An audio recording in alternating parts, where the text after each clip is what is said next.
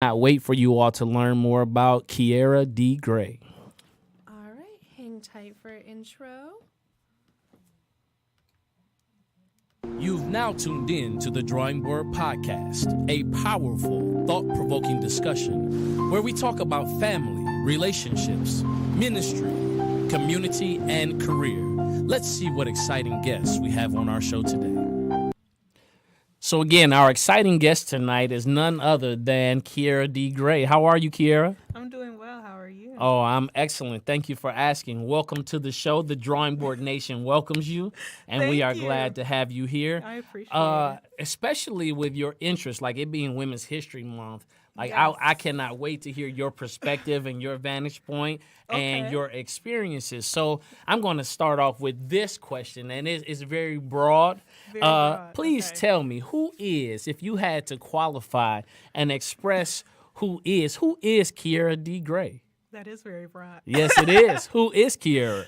I'm a mother. Yes. I'm a daughter. All right. I'm an aunt. Yes. I'm a future social worker. I just got accepted to, Snaps. Okay. Snaps. to school in the fall. I'm a journalist. Wait a minute. You can't pass up what school it is though. The University of Michigan. Okay, the University of Michigan, maize and blue. I know you all are out there. All of my Wolverines. One of your own. Two-time Wolverine. Oh, now. two-time Wolverine. Please That's my believe undergrad. it. Yeah. Undergrad is from U of M as well. Okay, great, great. So Kiera, when I get a chance to describe you, and you said mother, aunt, future social worker, some of the words that I used to describe were some of the same. But you're also a Life and Times blogger. Yes. And so your blog is called? The Life and Times. But we're in the middle of a revamp, so keep a lookout for that. Okay, and the things you talk about on your blog, we'll talk about tonight. So womanhood, motherhood, and beauty. Yeah. Now, I heard that beauty was in the eye of the beholder. How do you feel about that? It is in the eye of the beholder, but as women, we often get told we have to look a certain way, act a certain way to be considered desirable. But it's all about how you feel. So if you don't feel beautiful on the inside, which is why I talk about mental health, you don't feel beautiful on the outside. Okay, great. Here's one of the things that I find interesting. When we talk about Kiera D. Gray and how you find the need to be an advocate, for women to be able to express themselves, to have their voice be heard, explain to me, where does that come from? I've always been a writer. I've been journaling since I was about 6 years old. Okay. And I used to write stories when I was in school, when you have arts and crafts time. Everybody was like drawing horses or ponies. I was like literally making books. Oh, wow. So I would tell stories about what I was doing that day. And I became an aunt when I was 7 years old. So I grew up with my nephew like I was his siblings. So I would like write about like our little adventures, like toddlers. But and as I got older, I was like trying to find like what I was passionate about. So when I went to University of Michigan, I minored in writing, and then I graduated. And after a gap year, I applied to Northwestern's University Medill School of Journalism, and I was like, maybe I want to like be a CNN news anchor, or maybe I want to write for different magazines. So I tried to go on that journey, but then I realized it wasn't in that capacity that I wanted to write. I didn't want to work for maybe a local news outlet. I wanted to tell the stories I feel like should have been you need to hear, because the news often skews the stories and doesn't portray Black people or especially Black women in the way that we need to tell our own narratives. So that's why I started my own blog, so we can have a platform to tell our own narratives.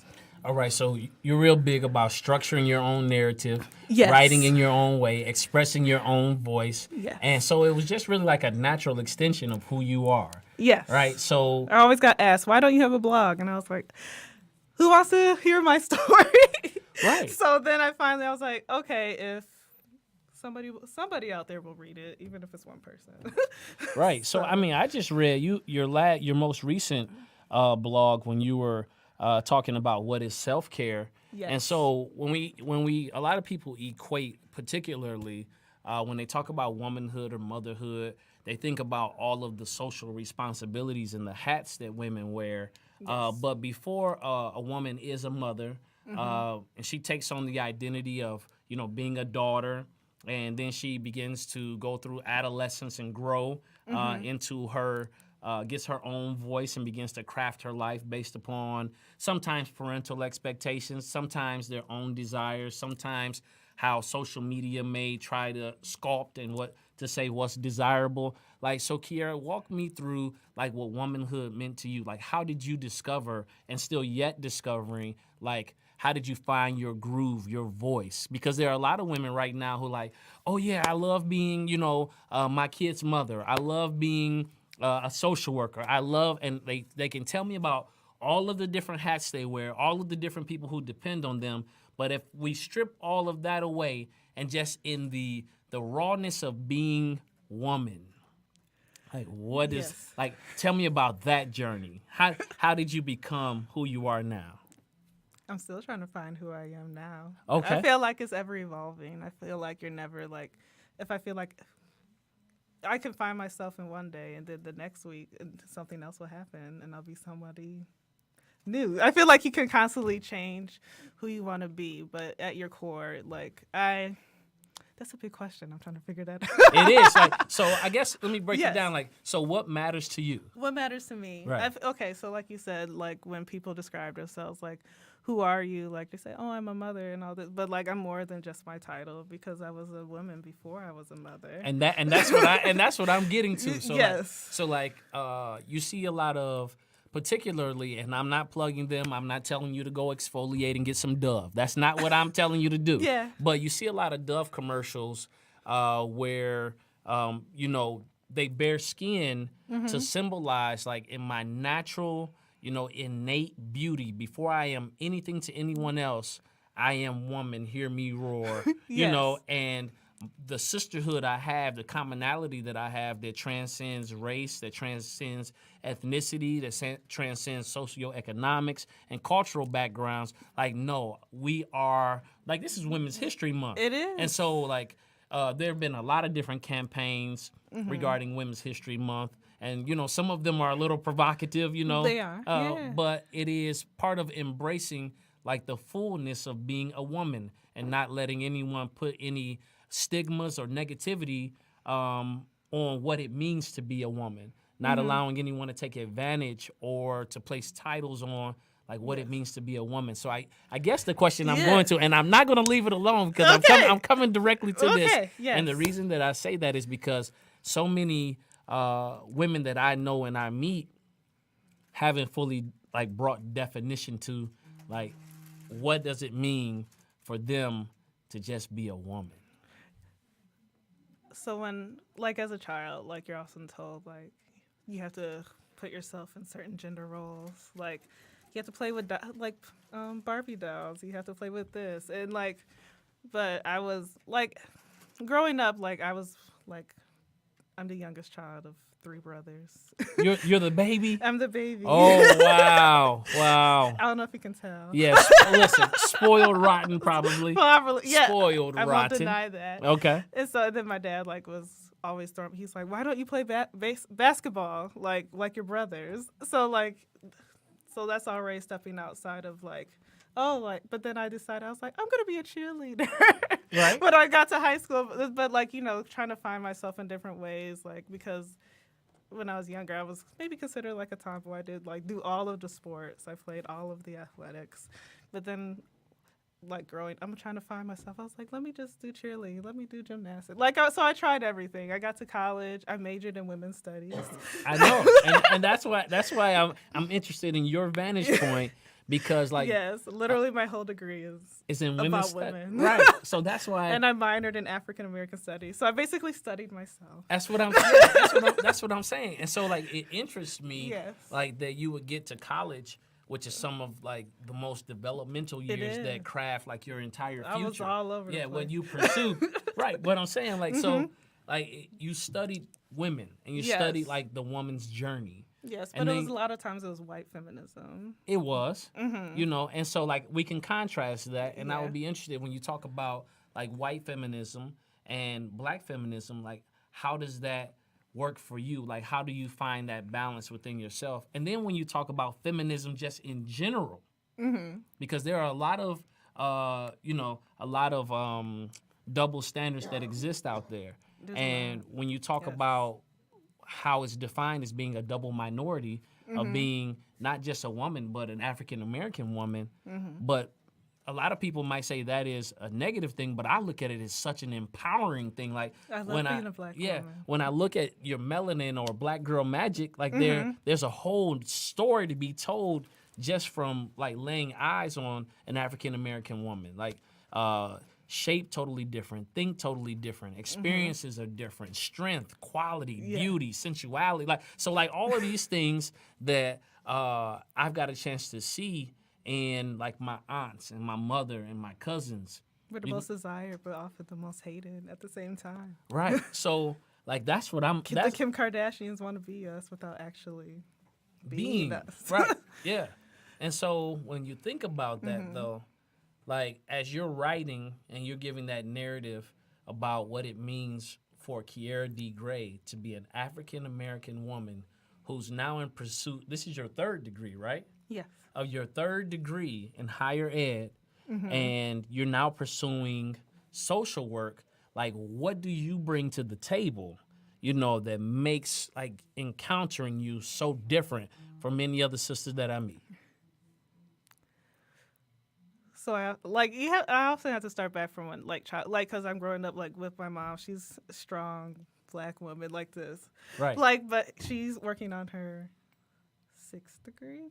Awesome. So I look at her, and then I look at how she came from her mother. Okay. My grandmother, Rachel Harris. All right. She'll be 90 years old this year. And okay, so, Grandma Rachel Harris. Let's pause. 90 years old. Grandma, we reach out and say hello and how are you? She might see Salutations. this. Like my aunt showed her this on Facebook. Yeah. Auntie, please show Grandma Harris this right here. She sees her grandbaby doing great things. All right. And she grew up she got divorced from my grandfather, and then she was raising kids and seeing how she didn't go past a certain amount of education, but she wanted differently for her children. And then my mother broke the mold. She was if I can't, you're not gonna tell me what I can't do. I'm gonna exceed it, go above and beyond it. And how can I frame this? Oftentimes when I see, for example, black men put us in a box, and sometimes I feel a lot of times black men are often the most disrespectful to us. Okay, let's talk about it.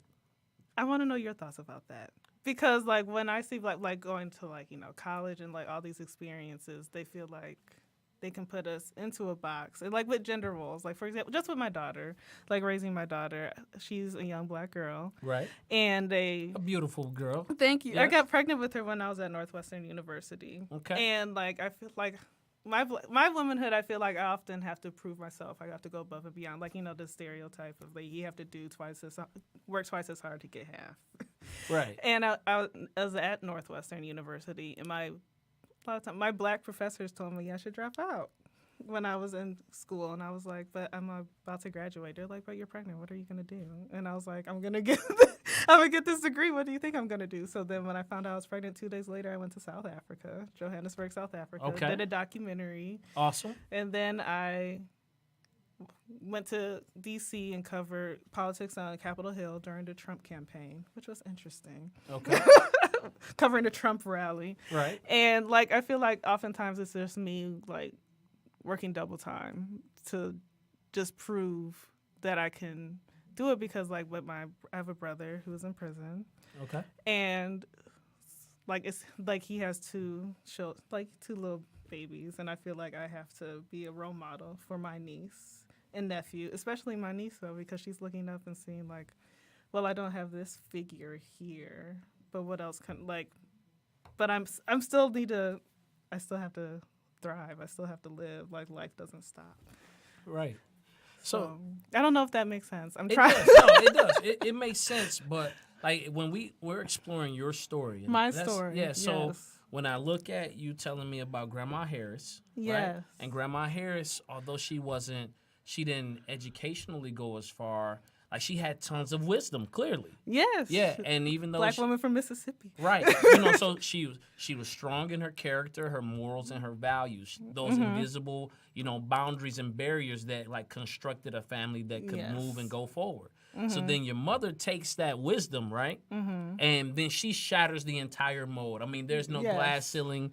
She took that ambition, she took that sacrifice, and now she has 6 degrees, right? Yes, Doing the most. She's doing the most, but like in such a way that it has set a whole different stage and experience for you. Yes. And so progressively, So I grew up kind of privileged, like going to private schools my entire life. right. And so think about it though, that is based upon Grandma Harris's sacrifice. Yes. And so then your mother comes and she begins to give you an entire new model for generations to follow, right? Yeah. So now, and I know you can feel the pressure. I'm looking at you, and like the pressure is like, hey, in this family, the women are going to accomplish these things, right? And so now you have to carry the ball forward. And I guess my encouragement would be not so much that you have to prove a thing, but that the quality of who you're being, like, not proving like your strength as a woman, but like living in that space of just being strong. Yeah. So it's different. I'll give you this example. So in college, and we talked about college, the weight room is kind of co-ed, right? Yeah. And I'll tell this story. It's embarrassing, but I'll tell the story anyway. So I was on the decline bench, and I was putting up weight. I was a track runner, right? And so all of a sudden, I'm on my last set, and I get it up, and then I said, I'm going to get one more, and I pulled it down, and I cannot get this weight off of my chest, right? And so what I did was I didn't put the clamps on the end, so I was able to dump the weights off both sides. Well, it was just me and some other brothers in there early in the morning. So then when I go back to lift in the afternoon and the pressure of the sisters being present, hey, it's time to impress. So I didn't put as much weight on there, but I only put on there what I knew I could rep. Okay. And so there are so many times when I was trying to overextend myself and do these different things to eventually be able to be impressive on the track in front of other people, when I just lift the weight that I know I was able to do, I had to choose being effective over being impressive. I like that. And so that is my encouragement. Like, when you are more focused on being strong than having to prove that you're strong. Yeah. You know what I mean? And so, like, you have a great lineage of women who, like, your grandmother's 90. So she's lived through, like, all of the social oppression. She's from Mississippi. She understands, what it means to be discriminated against because of her race, her ethnicity, her culture, her gender. And now you have your mom who shattered the glass ceiling. And we have you who are earning your 3rd degree now. I don't know if I'm going to get that many as her, though. Well, but see, here's the thing, though. It's not about, exactly. Yeah. And so now your daughter is seeing you accomplish these things. So you're working, going to school, and being a mother. Yes. Like, that is a full load. Yes. And so when I asked you about, like, Kiera D. Gray, like, you are a woman with a story to tell, and your blogs show that. Like, self-care, not just being equated to the surface things of manicures and pedicures and getting your hair done, but like making sure that your mental health and your inner self, that you're tending to those things. That's what you talk about. You have to do the hard work, because I feel like self-care is often an overused word. Okay. Because, like, you're saying, like, I see all over the place, like, it's my self-care day, but you're just spending money, like, going shopping, getting your hair done, but it's often more than that. Like, those days are good. Those are needed some days, but you also, like, you may be hurting on the inside. Like, I deal with anxiety and depression. Like, it's something that I've been, like, dealing with since I realized, like, undergrad. And I realized, I need a therapist. Okay. And I feel like it's a stigma in the Black community. Like, they're like, oh, she's crazy. Like, why is she in therapy? But I'm like, no. Like, I feel like everybody needs to try it at least once, because, like, you have to do the work before, like, it gets to a place where you feel like you're so far gone that you can't get any help. Like, with suicide rates going up and everything, I feel like it's okay to ask for help. Right. And I mean, don't wait till a crisis comes. Don't wait till a crisis comes to find a therapist. Right. So talk to me about that. How did you decide, like, you know what, I'm going to go to therapy? It was when I was at Northwestern, and I moved to Chicago, and I was like, I don't know what I'm doing. Like, I feel like I had a whole panic. I started having panic attacks. Like, I didn't leave my room. I was like, I'm in a whole nother state in Chicago, and I'm not even enjoying it. I'm just sitting in my room balled up, like, not doing anything. And so I was like, they have free sessions at the CAPS, so let me go here. And then this white woman like did my intake, and she was like, you can have me or the one other woman of color here. And I was like, I guess I'll take the one other woman of color. One other woman of color, and she was a Mexican woman, and she was a great intro into therapy. And so after that, and then it's like you only get 12 sessions. Right. So then after that, like I went into the community and found someone that took my insurance. And then when I got that, and I found out I was pregnant and everything. So then when I got back, I was like, I still need a therapist because now and I don't know what I'm doing. I was 24 when I found out I was pregnant. And so I kept going. It's like a dating relationship too. You just keep like going until you find the one that fits. Until you find the one that, yeah, right. So you're dating, not literally dating your therapist, but you know, getting to know them. I'm like, oh, you didn't work out. Sorry, let me find someone. Like, how do you break up with your therapist? Like, Come on, give me the script. What is the script? Like when you there was no script. I probably should have had a script. I just canceled my appointment and never showed back up. Oh no! I don't recommend that. Wait, did you send a text message like we must break up? No, I just was like bye. Oh wow! And then they called me. They're like, "Do you want another appointment?" I was like, "No, I'm good." Like no, that's not a thing. Like you were bad. It just wasn't for me. Right. I mean, the connection has to be there. Yes. Especially when you're talking about being vulnerable with your inner thoughts and feeling that the advice that they're giving or the counsel that they're giving, that's a more appropriate word. The counsel that they're giving, that it's working. That it is something that ascribes and it connects with your core values. Mm-hmm. And so to get counsel from someone who has a whole different set of values, or they're talking from some theory that they haven't really seen played out in anyone's life. Yes, it's not really a thing, right? Yes. Yeah. So you're just like they're like, here, read this book, and I'm like, oh, I can buy the book on my own. I want you to tell me. Yeah. You said, I want the conversation. I want the connection, right? Yeah. And so now I have one that gives me homework every week in a way, and then we talk about it and unpack it. I've been with her for over a year now. Okay. She's great. All right. Found her on Therapy for Black Girls. Therapy for Black Girls. Yeah, people should go there. They have a whole therapist directory just of Black girls. Okay, so we have crossed the bridge of like knowing where we come from, the sacrifice that it takes for us to become who we are, the fact that we're evolving every day based upon our experiences, the fact that we have to acknowledge what it is that we really need when we talk about self-care, even if that's talking about, making sure we find the right therapist. And then like with all of that, because like, I mean, someone would look at your life and say, man, you're really doing it, and you are.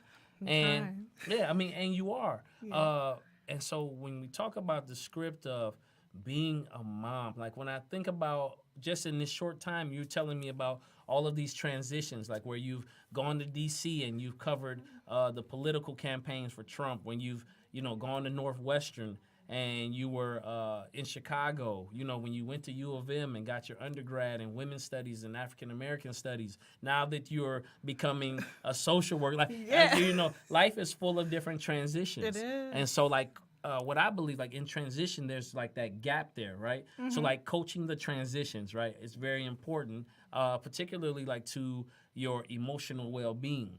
Because when it's something new, something being introduced, something unknown, but like navigating that space confidently. Like, talk to me about going from like womanhood into motherhood.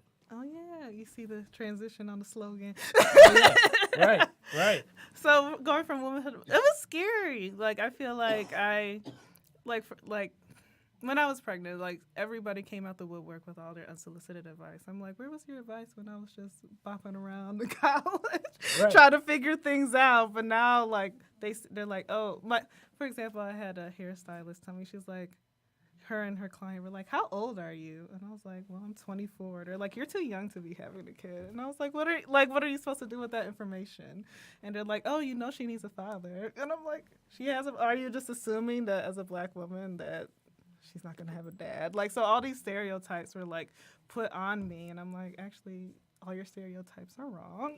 Right. Thank you, like, for your unsolicited wrong opinion. But I talked about that on my blog too, about how everybody gives like once you're pregnant, they feel like, oh, you can't do this, you can't do that. Like, why are you going to school? Like, you need to be worried about your child. I even had a professor when I emailed her, like after she was born, I was like, I need a job. Like, I graduated from Northwestern and it was struggling finding a job. And she was like, you need to be focused on being a mother right now. And I was like, so as a mother, I can't work and take care of my child. I'm supposed to just like stop, halt everything, and just like focus on her. Like, if she's going to be taken care of, if I'm taken care of, I need money to take care of her. So it's just trying to ignore, I guess, all the noise in the background and just like figuring out what motherhood means for you. Because for me, like, some people want to be a stay-at-home mom and just focus on it, and that's great. But I want to have like a career, and so I can have the money on my own and not worry about being reliant on anybody else. So she can see, oh, my mom handled business and I was able to afford me all the opportunities available. Right, to be self-sustainable. Yes, self-sustainable, because I want her to be self-sustainable. I don't want her to be relying on any man for anything. Right, and I think that that's noble because, in all honesty, the way the world is going, like, no quality man is really looking for a broke woman. No. You know what I mean? So, I mean, just in all honesty, like, the day and age where... Oh, yeah, but I want the male opinion of all this. Yeah, I mean, so the day and age of a man just going to look for a woman to take care of, like, that day is non-existent. I mean, I do know we can use some of the unhealthy examples where we have toxic relationships where the woman might be going to work and he's driving her car while she's at work, living inside of her apartment, and she's struggling to find her self-worth. There needs to be a balance. Yeah, I mean, so, like, we got the baby boy example, right? Yeah. We know that, right? But we also have, like, women right now, particularly African-American women, are some of the most emerging entrepreneurs happening right now. Yes. So, I mean, the black girl magic is in full effect. You know, when we talk about college, you know, African-American women are enrolling and graduating at a higher rate. So all of these things, like, are trending upward. You know what I mean? And so I am very proud, you know, to see my sisters doing great things. One of the things I think that we struggle with just as a nation, though, is like remaining relational. Yes. That we realize that although we may think differently, although we might be, quote unquote, what someone would call opposites, we need to position ourselves as complements. So I'm definitely, you know, a strong man, you know, can have a strong woman. Yeah, and sometimes they're threatened, I feel like. Well, because they want to feel like they're doing better than you. So, like, they feel like they are the protectors and, like, I can make more money, I can take care of them. But it's like, it's okay. If a woman makes more than you. So here's the thing, though. So let me give some pushback on that. Here's what I have some pushback is, how do you approach a relationship with a man who you already think, like, if you are a successful woman and you are single and you're getting ready to, you know, you start dating or courting, and like, if you approach the relationship believing that he already has a set of insecurities, he may not have even shown you that he's insecure, but, like, if you believe that he's going to be insecure about your success, like, how do you navigate that? I try to go, like, with no expectations. Sometimes you can't have expectations because then you're let down. But, like, just going there, like, seeing what it actually is. But if they come to you and, like, they show that they're also, like, about their business, like, working hard, like, so they should even be worried about, like, if you're a threat or not, like, or if I feel like you're gonna be if you're okay. No, that's no. I mean, I understand that. So, like going there with no expectations, seeing, like, where you two align, because I've had friends who, like, are, you know, single, like, in these, like, for example, in DC or Chicago, all these cities, and they're trying to date, and, like, you know, they're also, like, master's degrees, like, working on their career, like, moving forward, and a lot of times the men are like, they feel insecure, and they're like, oh, why are you doing that? Like, like, this is what I'm doing. And they actually lied about their career to her. And then she's like, wait, I thought you were doing this. Like, why did you lie? You didn't have to lie to make me feel like you were more than. Yeah. Like, just tell me, and like now I lost respect for you. Like if you just came in like saying like if you were aspirational and saying that I was working towards something, that's great. We can like build towards something together, but you don't need to come in here acting like you're something you're not, so you can feel like you're one-upping me, so you can feel like a man, if that makes sense. I get it, and it's happening. Listen, and it's happening every day. Yes. But I think the greater issue is more about not just like male dominance or a man trying to assert himself as a man, as it is being able to have healthy conversations around goals, ideas. So like I think the surface thing is that the man wants to be impressive. He wants to be the breadwinner. So that is that's the easiest thing to say. Oh, this is what it is. But I think the more systemic issue is we don't know how to have healthy relationships that end up serving as compliments as opposed to us being competitive with each other. Yeah. So like the only reason that someone would do that is because they're drawing comparisons, right? Yeah. And when we're drawing comparisons, it's not wise. Because we clearly bring something different to the table, right? And that's supposed to be, you're supposed to bring something. I don't, like, if you're bringing the exact same thing, I could just be by myself. Exactly. And here's the thing. It's the social pressure of explaining to your friends, like, occupation. So I have I was talking to one of my friends about the difference between maybe, like, someone who has pursued, like, skilled trades and someone who has gone on to like get their bachelor's, right? Mm-hmm. And a gentleman was sharing, we were sharing, and this guy says, yeah, my friend is a skilled tradesman, and he has contracts for the city of Detroit. He has multiple contracts for the city of Detroit. That's cool. And so after he's gotten dirty throughout the day and, done what he needed to do, when he goes home to his home, he showers and he jumps in his Bentley and he drives down to, the After 5 event, just like the doctors and just like the lawyers. And so I think when we take the social pressure of like what we believe is impressive or what we believe is status, so status is really huge when you're dating. I struggled with that too because I was pursuing a career in law after journalism. I got accepted to law school and everything, and I was like, I really don't want to do this. I was just doing it because it sounded stable and it sounded good, and people could say, Kiera is a lawyer. Right. And I was like, but what? Like, I really don't want to do that. I worked at a law firm, and I was like, these are my people. 60 to 80 hours a week. These are not my people. Right. And I was just like, I had to abandon, and then I felt bad because like people were like, wait, you're doing social work now? You guys have to I was like, yeah. They're like, what happened? You guys have to the law school. I was like, I didn't respond. Like, I just moved on. I was like, this isn't what I'm supposed to be doing. God has a bigger plan for me.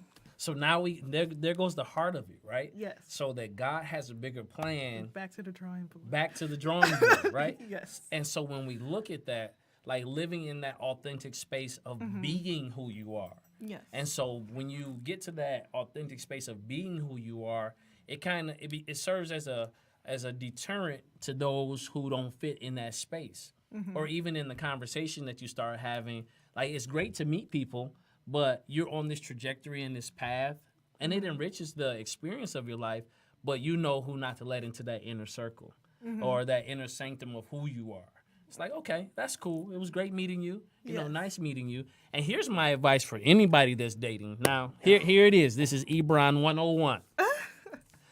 If the relationship cannot be platonic at first, then it doesn't have the foundation needed for sustainability. And because we all know grown people don't know how to date. They don't know how to date without it getting physical, and the physicality of it, there's no uniqueness in that. When we talk about, and for those who are listening, if you believe this might be too advanced for the children that are listening, like anatomically, that's not unique. You know what I mean? Like that is just basic science, right? Yeah. But when we talk about chemistry, being head, then heart, then physical, and of course my faith and beliefs, it means you should wait until you get married, and if you haven't waited till you got married, God's grace will cover and forgive you. Just don't keep making the same mistakes and challenges. That's all right. So all of that to say, when you are discovering who you are in God and you are pursuing what it means foundationally for you to be a woman, for what it means for you to be a mother, for what it means for you now to be a social activist and advocate and social worker. Like all of those things take on layers and dimensions, and they're ever evolving. Because now here's the thing, we share a lot in common. So I got accepted to law school. I actually completed L1.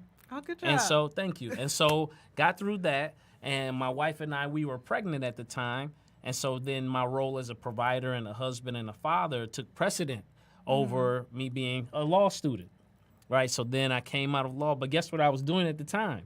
I was a social worker.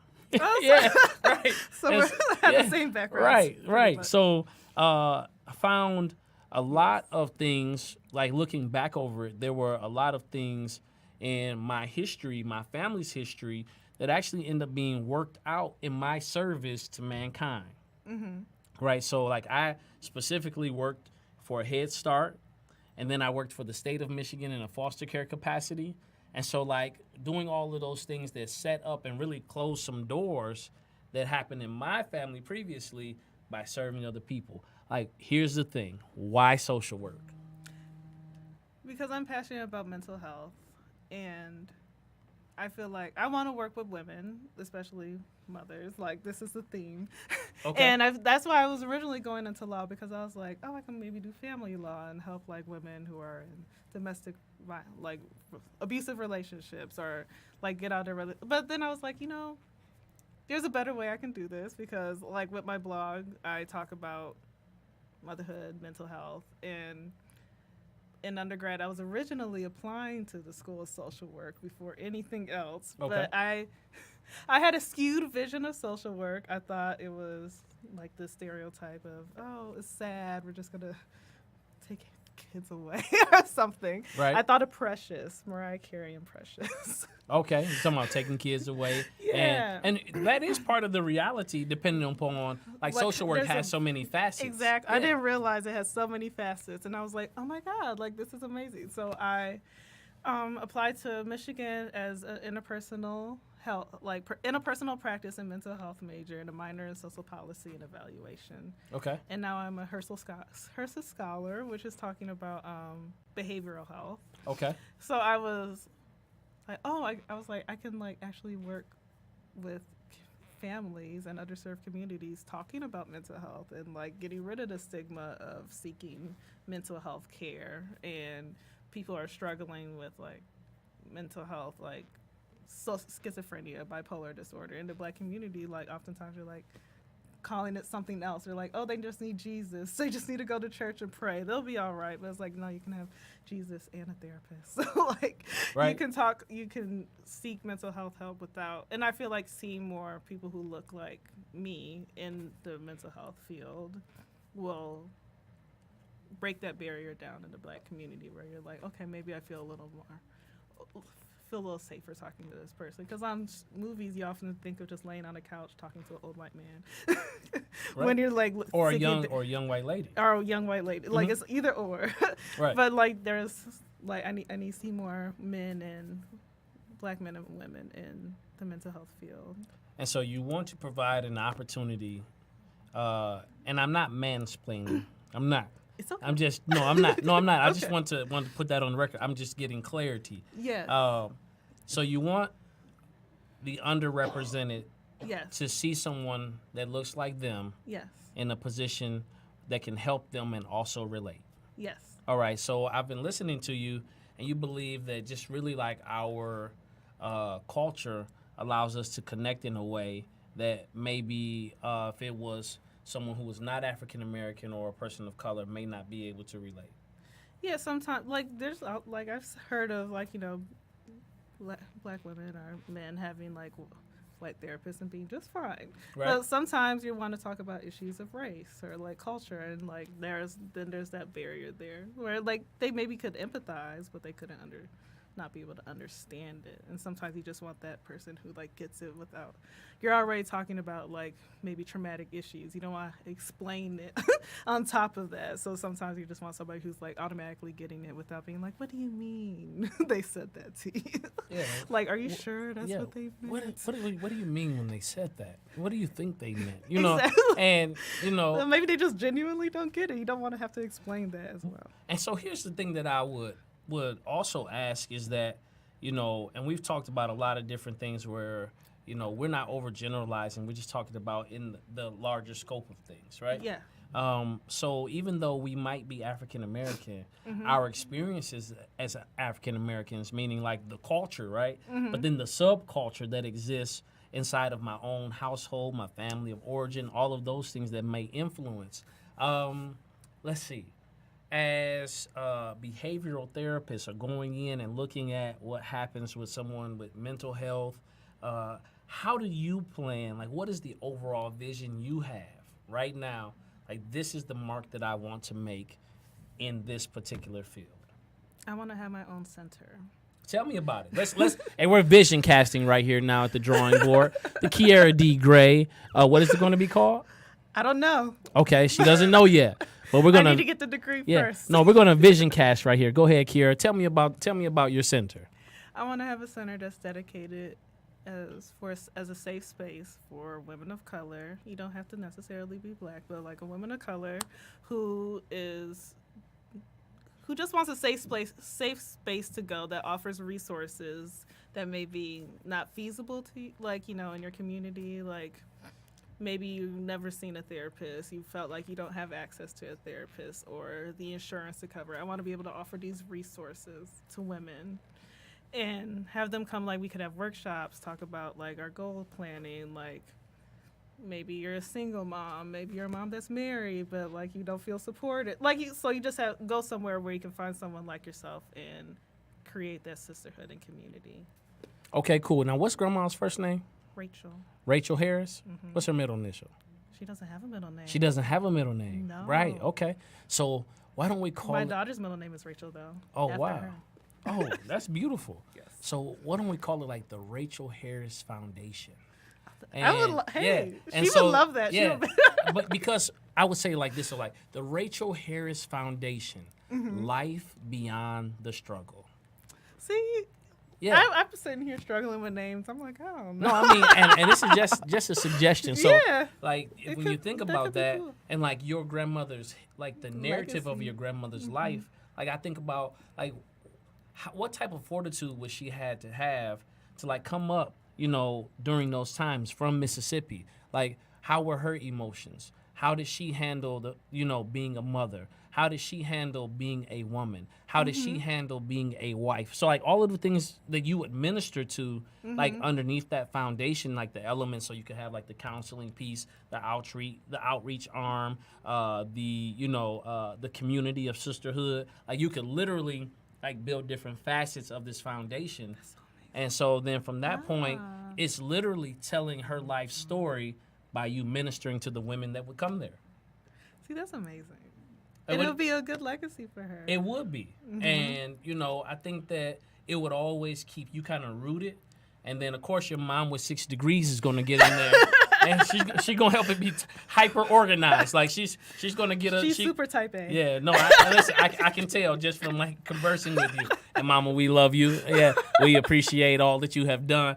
But here's the thing, though. It takes that type of fortitude. It takes that type of mentality. And while, like, I'm looking at you all generationally, and you all are, like, very different women. Like, you know, from your grandmother to your mom to you. I'm very different than both of them. No, I know. I can tell just by, like, in our conversation. Yeah. But I think the thing that it reflects for me is that within a single woman, this is what I believe, okay? So this is just Ebron, all right? Like, there's a dynamic portion to how a woman lives. You know what I mean? And what I'm saying is there's so much inside of a woman that it does take a man who's married to her a lifetime to get to know her. And I think that sometimes it is a wonderful and a beautiful thing. Sometimes, I'll be honest, it is a very frustrating thing. And sometimes it is a unique experience, but I have never seen a woman who really knows who she is, what she desires, and what she wants. I've never seen people be around her and not become better. That's what I want for. I hope other people, like with my blog, like just seeing like my story and reading it, they're like, wow, okay, like I'm not alone in this, and I can learn something. So I do my mistakes or something. Absolutely, absolutely. But here's the thing: I think it's the lessons from the mistake. Yes. And so when we talk transparently about where we've missed it, like there has to be a restorative element, right? Yes. And like this is my challenge with a lot of the reality shows, and we know they're built for entertainment, but they're shaping people's lives, you know? Yeah. People take them seriously. People take them seriously, right? Yes. And even with even the pulpiteers who now find this new thing of like being transparent, like there has to be a redeeming element of your story. Like you can't just leave it at the trauma, or you can't just leave it at the drama. Like you didn't make that your story. They're like you constantly talk about like the trauma you've been through, and you're like, but you came out of it, right? Like, are you still in it? There was a podcast about that. I should find it and send it to you. Like where it's like let go of the old story so you can move on and create a new one. Right. It actually happened on my podcast. Okay. It was a brother named Mark. He said we have to divorce the story. Okay, yeah. So he was like, we cannot continue to tell our story from a position of trauma, but we have to pull out the victorious element, because if the trauma was so harsh, and it may have been, like you wouldn't be here. Yeah. Like, so there's an element of overcoming that exists within your fibers that says, I want more, I want better. You know, I won't allow this to oppress me and hold me down. You know, whether it's from anxiety to depression, like I'm Kier D. Gray. And, you know, so like I always think about like if I had to tell your story, like if I was in your position and I had to tell your story, I would be like, you know, I have inherited a 90-year legacy of a woman from Mississippi who fought her way through divorce, who fought her way from being undereducated, and who birthed a child who now has 6 degrees. I am the product of that child of 6 degrees. I have a daughter who will continue to live out this legacy of excellence, because the 6 degrees that my mother earned had nothing to do with just her attaining success, but some of those degrees were because her mother could not finish school. And so it is Rachel, right? So now some of these degrees belong to Rachel. Yeah. And some of your degrees. So now Rachel has going on 9 degrees. Maybe my mom got one for everybody. Right, one for every. Right, you said all the kids and everybody, right? Say, listen, just go in there and tell them that your mama got 6 degrees, all right? And no, but here's the thing though, like when you tell that story, it's so empowering. But when you tell it from the vantage point of like your privilege is based upon her sacrifice. Yeah. And then when you think about your daughter, like when we talk about beauty, and I hear you saying like, hey, listen, don't bring me your box. I'm not interested in your box. You know, when people try to define who you are and what you, like, hey, listen, I'm not interested in how you want to define me or label me for your comfort. Yes. Like, I am who I am. Embrace that or let it go. Yeah, I had to learn to stop seeking validation. How did you do that? I'm still trying to figure it out. Well, what are some of the steps that you took? Some of the steps I took is just learning that if I listen to everybody's advice that they gave me, like I learned that oftentimes they're projecting their insecurities onto me because maybe they feel like they couldn't do something, and now that I want to do something, they're like, oh, don't do it that way, like this is what happened to me, and I'm like, but I'm not you. So I had to learn to like filter the noise and say like, what is good advice that I should consider, or what is like just like, okay, I feel like you're projecting your insecurities onto me. And I'm still learning that, like, because as a mom, like, people are always going to tell you, like, why don't you do this? Like, why are you, like, you have a child, you can't do this. Like, and I'm like, I haven't, for example, I love traveling. I've been to, like, England, South Africa, Ghana, Germany, like different places. Where else? Tell me. England, Ghana, Germany. Where else? Jamaica. Okay. Dominican Republic, Puerto Rico, that's a U.S. territory. But I'm going to Cuba this summer. Okay.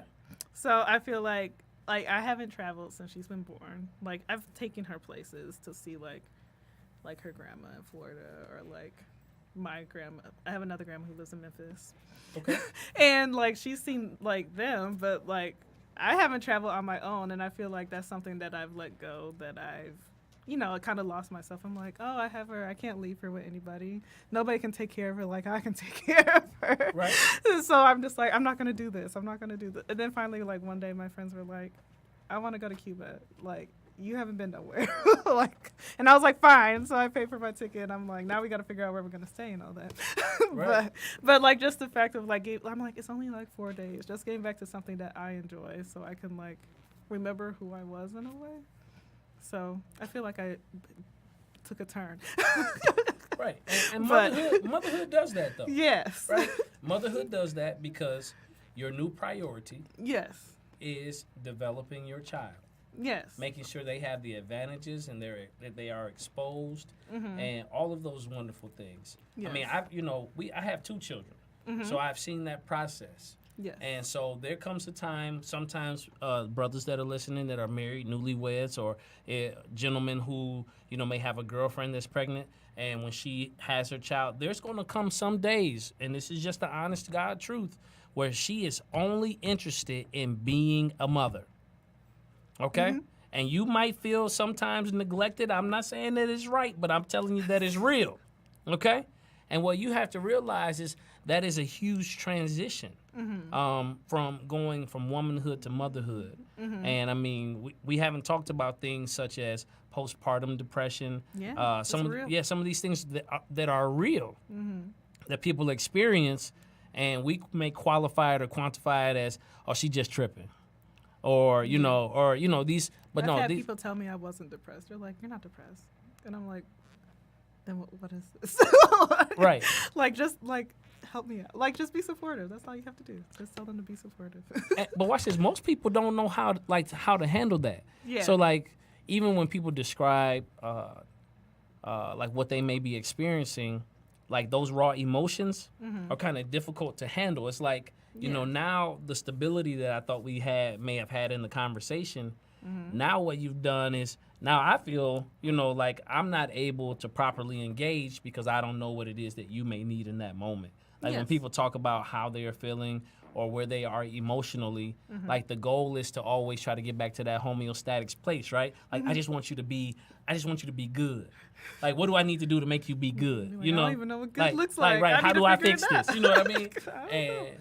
And taking that journey sometimes is a challenge. Mm-hmm. My new book that's coming up, but before I give you the title of my new book, I have a challenge for you as a writer. Okay.